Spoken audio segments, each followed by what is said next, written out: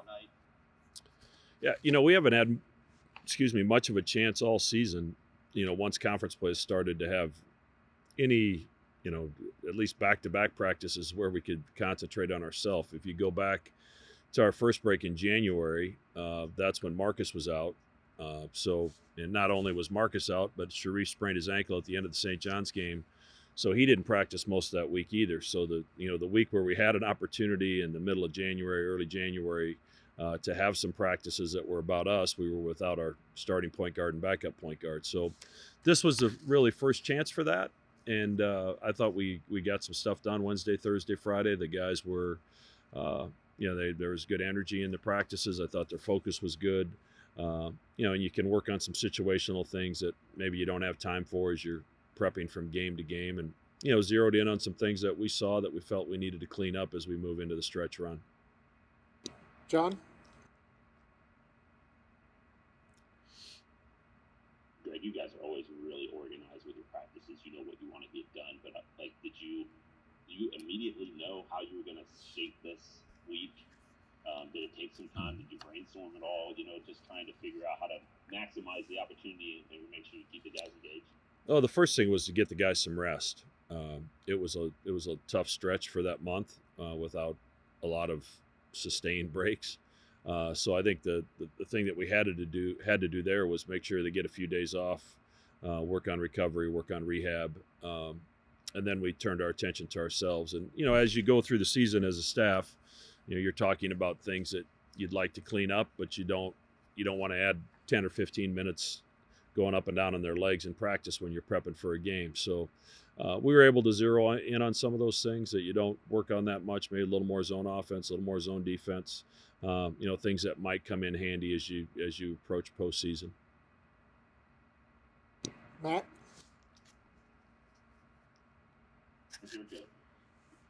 Thank you. It's getting a little grayer on the sides. Yeah, I want to put you in a good mood before I put you kind of in a bad mood. I went back and watched the Providence loss again, and it just seemed like in that game Mitch had a lot of plays where he kind of went downhill and then maybe deferred a little bit too much. And I just wonder if there was any conversations after that game about being more aggressive from the standpoint of not only looking to score off the bounce, but also facilitating off the bounce, because the frequency at which he's making plays off the dribble since that game has really increased pretty dramatically. Yeah, I mean there were conversations before that game about Mitch doing that. So he values ball movement. He understands the importance of ball movement in our offense, and how for our offense to function at the level it needs to, the ball has to move.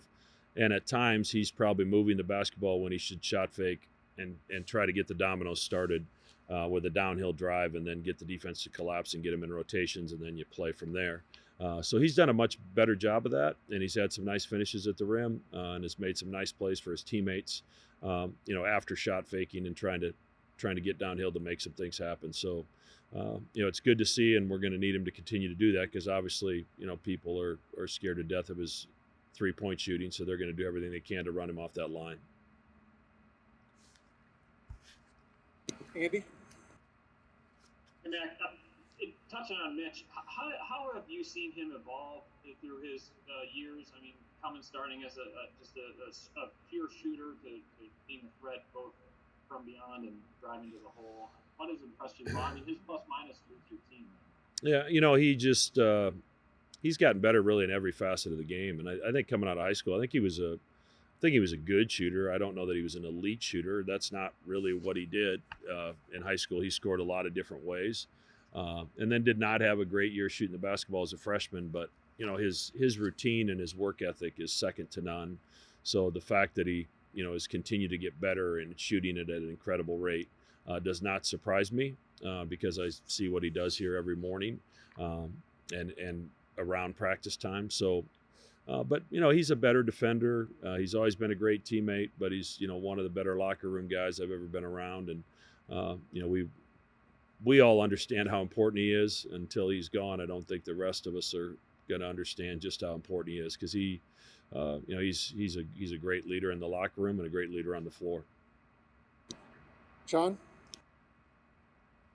I think about your relationship with Mitch, Greg. Like you guys, you start recruiting him when he's 8th grade or freshman. It's been a while. You know this guy really well. What stands out about maybe his growth or what your sort of interactions with him? Like what do you appreciate? I mean, I appreciate who he is as a person. I mean, he's a heck of a basketball player. He's a far better human being, and he just gets it. He was raised the right way by Don and LaDonna, and Mitch puts other people first. He always has, and he always will, and that's what's going to allow him to move forward with a very successful life, whether it be in basketball or when it's time to hang up the shoes and move on to something else. He just gets it. He's the type of person that you want to have part of your organization because he brings the best out in people. And that's what I'll remember. Obviously, he's had some unbelievable performances shooting the basketball, and some of the deep shots that he shoots, I think, are awesome for our fans and awesome for our team. But his impact on Omaha and his involvement in community service and being involved in Big Brothers Big Sisters. He's a big brother here in Omaha, and he didn't have to do that. That wasn't something we asked him to do. We asked him to do plenty from a community service standpoint to begin with, but that's something that Mitch chose to do. And part of it is that's just who he is. That's how he's wired, and we've been really blessed that our paths have crossed, and obviously he'll be someone that I'll stay in touch with the rest of my life. Matt? Yeah, I don't know. This might be a tough question to think about without some advance warning, but do you remember the first reaction you had to when Mitch pulled from really, really deep in a game, and what was going through your mind there? Because I can just think back to it just feels like a no, yes type of moment, based on the result. But yeah, I don't remember. I don't remember the first time. I'm sure the first couple times I cringed a little because at that point I don't know that it was as much a part of his practice routine as it is now. And he's always had the ability to stand out there and cast him up, and he can shoot his normal jump shot from half court like he's shooting it from 15 feet. But those are shots that you wouldn't think would be very high percentage, but for him they are. So I'm about allowing guys to shoot shots that they prove they can make on the practice floor, and Mitch has earned the right to do that because he's earned that right because he's worked extremely hard at developing his range, and it's a big part of our offense. John? This group in particular, Greg, over the last couple of years, you've had instances where the week off has helped you in terms of just purely the next game. If you look at just the following game after week, you've had the results have been good and the results have been bad. What's key in that? I mean, can you prepare for or work toward yesterday, today, making sure that you see the more positive side of getting ready to play after a long playoff? Yeah, Sunday's practice was great. We were off yesterday because of kind of some class schedule stuff, but Sunday's practice the guys were really focused, really engaged, a lot of enthusiasm. We haven't had a break this late in the season probably for quite a while, especially this long of one. But I still think it's going to serve us well down the road. Now, will we play great Wednesday? I don't know that yet. We'll see what happens Wednesday. But I think the guys understand the importance of each game. If we want to attempt to win this league, we probably can't lose again. And the first step in that is Wednesday night against DePaul. So our preparation needs to be similar to how it was as we prepared for Villanova. Let's try to take away their strengths. Let's try to make them beat us in a way that they don't want to beat us, and let's try to take care of the basketball the best we can against what I think is a very good defensive team in DePaul. Matt? Yeah, this just you watch a lot of NBA, so you've seen the real special guys who can step out 27, 30 feet and be a threat, make the defense commit to them at that range, and make plays off of that. I guess, can you, I don't know, just take us into what happens with the chess pieces on the floor when a defender has to go out there and throw a hand up at Mitch at 27 feet, and he can utilize all the shot fakes, all the principles you guys have instilled in terms of how to create offense for the whole team. At that range versus if they're towing the line, the defense is more, put together on a string.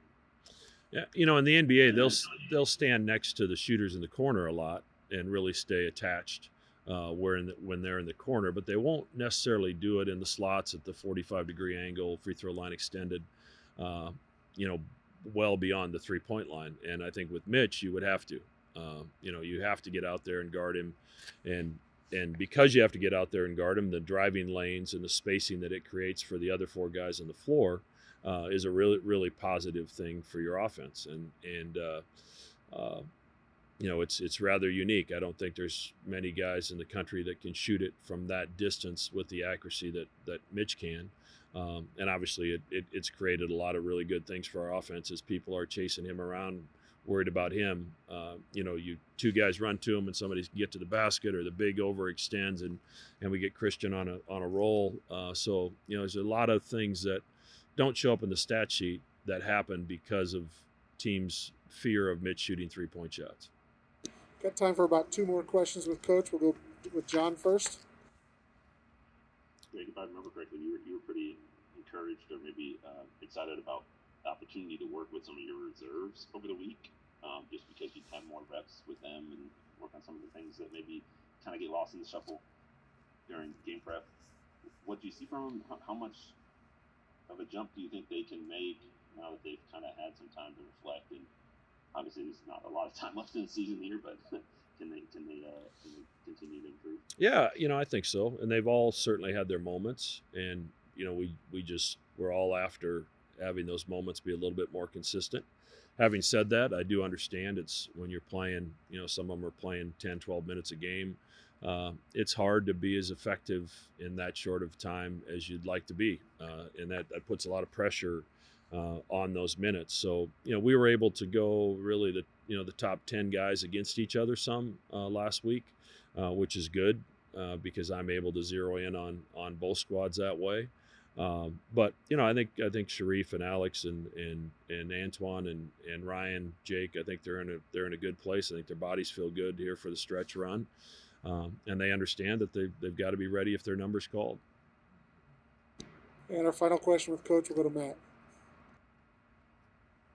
Yeah, just watching DePaul, they have an innate ability to kind of drag teams into those rock fights and make those games come down to those final possessions. They did it with Providence, Seton Hall, you guys.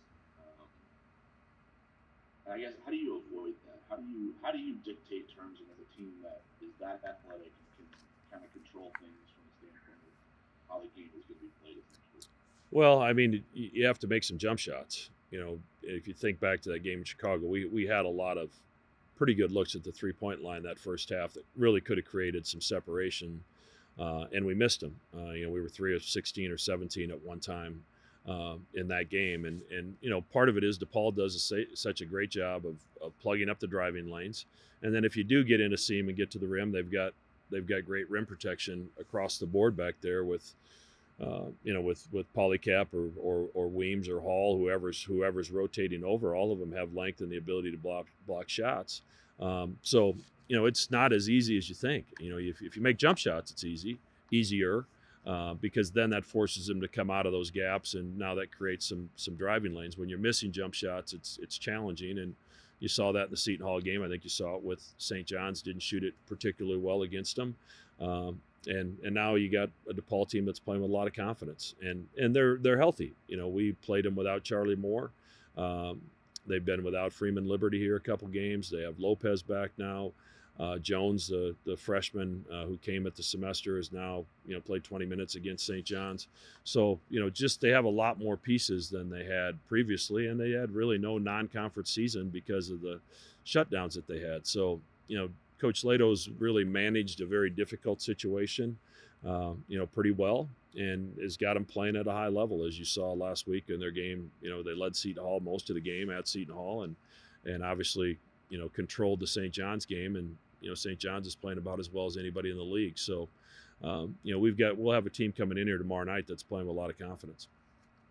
All right, that'll do it for our segment with Coach. The CBS Sports Network crew, if you can stay on the line, we'll continue on with them. But thank you guys, and we'll see you tomorrow night. Yeah, it's definitely beneficial when you can get a little bit of time off in the middle of the year just to kind of heal nagging injuries and stuff, and kind of put in some stuff that you want late in the season, different sets, different plays, different late game situations we went over. So it's nice just to heal the body and put some stuff in that you might that teams haven't seen this year, and you can throw a different attack at them and just kind of work on the little things and work on us. So it was good. It was beneficial for us. Matt, go ahead. Morning, Mitchell. Good morning, Matthew. This might sound like a weird question, but as we bring it back around, I think I'll be able to ask further follow-ups that will make sense in the long run. When you got to Creighton, I guess, or thought about what type of basketball player you were going to be at this level, how did you assess what you thought you could do, in the Big East, at a high major, all that kind of stuff? What type of player did you expect to be? Coming out, honestly, I didn't really have like high expectations. I just kind of wanted to make an impact. I've always made an impact just in several aspects of the game, not necessarily in the stat sheet. So I've prided myself on that growing up and getting to college. So I just kind of wanted to emulate that at the next level. I didn't really see myself as any type of big time scorer or big time anything. I just kind of wanted to contribute to win.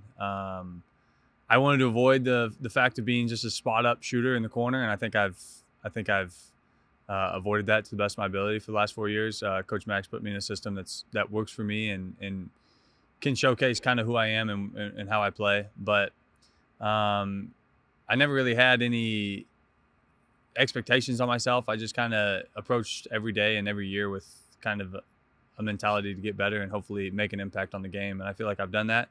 But I don't really know. I've never been asked that question. I've never really thought about it. So I just want to hoop, Matt. Just want to hoop. John Niatala. I had a question, sort of a follow-up to Joe's question about the week of practice. Did it feel like preseason? Or like, what did it look like? Just take me through the look of it. What did you guys try to work on? How did it flow? Yeah, it definitely did. This is the first time in my 4 years that I've had kind of a break like that in the middle of the season, obviously. It did. I was talking to Jeremy. I was talking to the strength coach, and I was like, it kind of feels like the middle of October.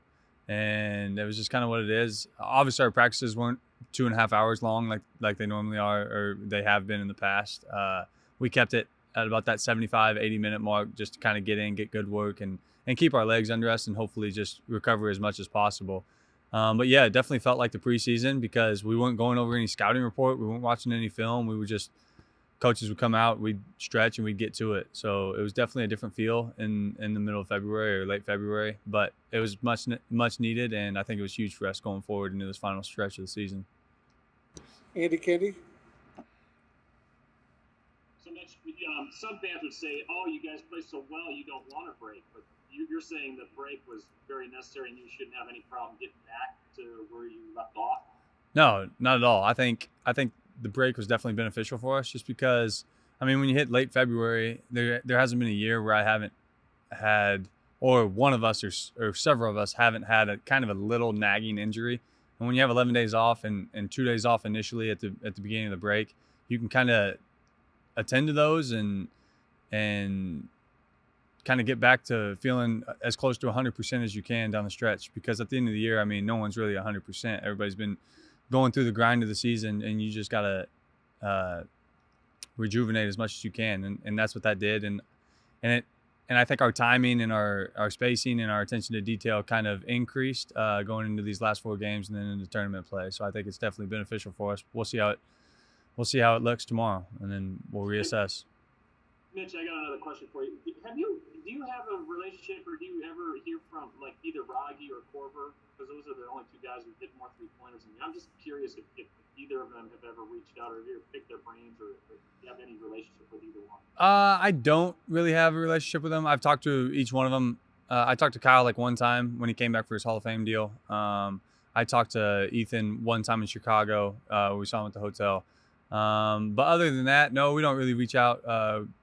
I just kind of do my thing and they do their thing. And I'm sure post Creighton, I'll reach out and have kind of start to develop a relationship or try to develop a relationship if one's there. But right now, nothing really. But to be on the list with those two guys, it's got to be pretty cool to see those two guys' names and you on that list.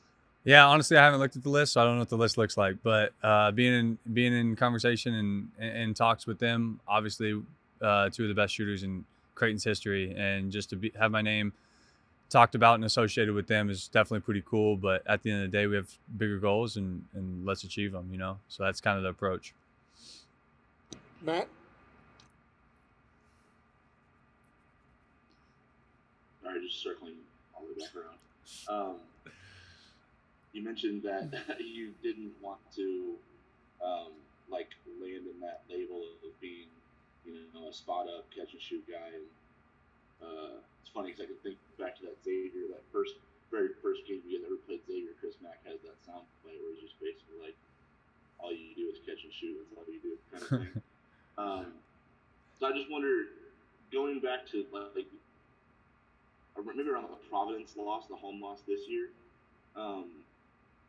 Did you have any conversations with the coaching staff, with Mac, or anything you identified in the film that you saw where you could maybe make more plays off the dribble and do less of just spreading the floor and shooting off the catch?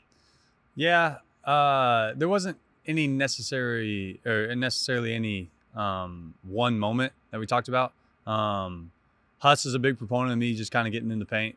Talking to me about how it opens up the defense and kind of the opportunities that I have. I mean, I can score for myself and I can make plays, but he always told me that nothing really bad happens when you get in there. So try to get in there more. And obviously with my shooting ability, it gets guys to guard me at 26 feet, and then I can get them off balance and get downhill and hopefully make plays for other people. But honestly, I just try and take what the game gives me. If I don't think I have a driving lane, then I don't try and create one, and I don't try to force one. But there was definitely opportunities that we saw on film that I had to get downhill and make plays for others. And the more you see that and the more you can kind of manipulate those ways of getting downhill, then that's what I tried to do. And that's kind of my focus instead of just catch and shoot, like Chris Mack said, Just one follow-up if I can.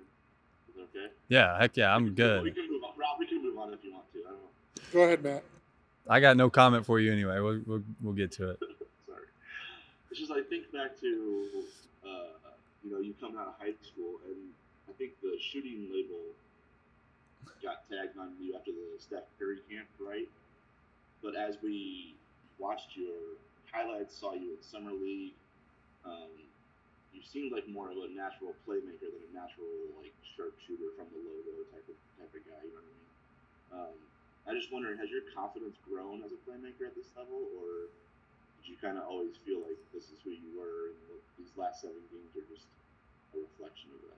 Yeah, once I got tagged as a shooter, I guess, my playmaking, I kind of just relied on just catch and shoots, and being a ball mover, Obviously your freshman year, you come in and you have a role to fill, and that was my role, catch and shoot and make a play or two off the bounce if you can, and then be a spacer, be a ball mover, So I fell into that role, and we had guys before me that could do other things, and that wasn't needed for me.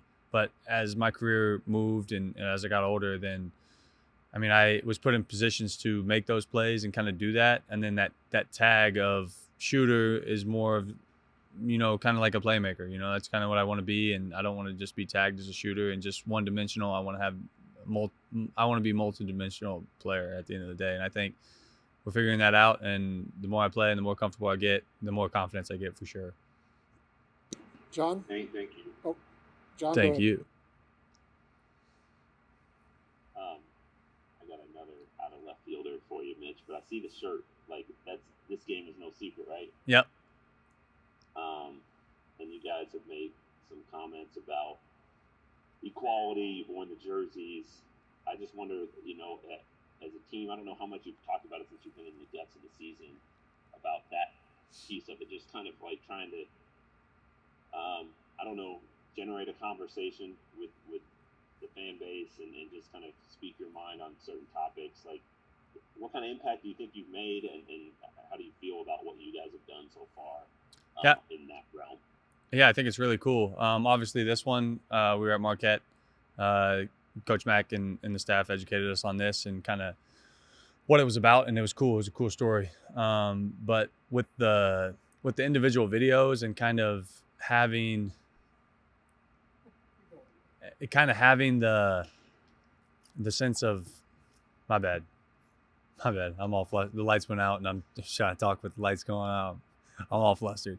But with the individual videos, I think it's very cool because everybody has a different perspective and everybody comes from a different background to kind of say and voice what they have gone through and what they're currently going through. And I think we all came up with the decision to have equality on our back during Christmas. And I think us coming to a general consensus and not having several different messages, I think the focus on the equality and kind of what it means to each one of us and how it impacts and affects each one of us, I think it was very cool because like I said, there's a bunch of different perspectives and there's a bunch of different outlooks on where you can come from. And obviously we all come from different places and we want those messages to resonate with our fans. And when you hear it in the arena before the game, I mean, obviously there's only 5,000 people instead of 18,000. So, but the impact on social media nowadays is through the roof, and hopefully the messages are being heard and listened to,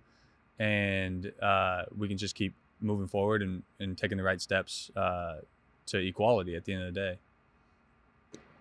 All right, we got time for about 2 or 3 more questions with Mitch. Again, use the raise hand feature if you have a question.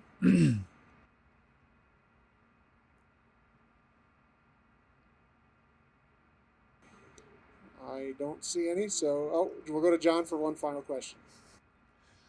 Yeah, I mean, this is another sort of bouncing around, ping-ponging you pretty good here today.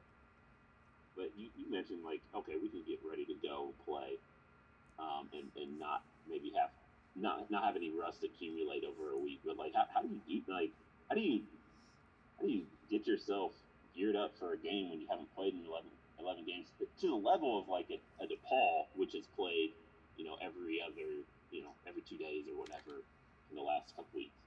Yeah, I mean, I can't speak for anyone else. I can speak for myself, but I mean, playing against each other is just, I mean, it gets old, especially in preseason, like we talked about. I mean, when you play 43 practices against one another, you just want to get out there and play. And we've had several different interviews where people talk about that unfinished business tag, and kind of that's what it is. So we're itching to get back. We're itching to get back into the flow of games.